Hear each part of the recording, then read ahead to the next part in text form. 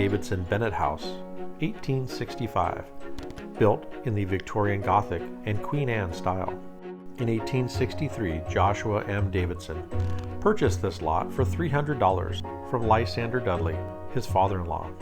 The northeast side of this dwelling was built in 1865 by Joshua M. and Helen Dudley Davidson and is of a modest Victorian Gothic design popular at the time. Floors were of painted wood, and woodwork and trim were a more primitive style and painted. It features a separate kitchen and a keeping room.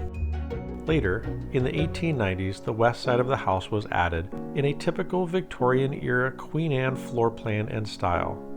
Gradually, the remaining architectural elements were added, like the turret, curved porch, and bay windows. Mr. Davidson died in 1892, and in 1896, Helen Davidson deeded the new Queen Anne portion of the house to their daughter, Nellie Davidson Evans.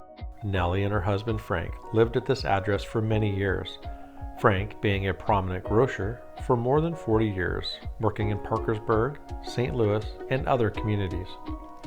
Mrs. Evans served as a member of the board of directors of several benevolent and charitable organizations and taught the Evans Bible class at the Calvary Baptist Church for 42 years. Their daughter, Dorothy E. Evans, owned the house from 1958 until her death in 1968, when the house was sold outside the family for the first time. The interior features both a painted soapstone mantel and an Eastlake style mantel and surround, added in the early 1900s.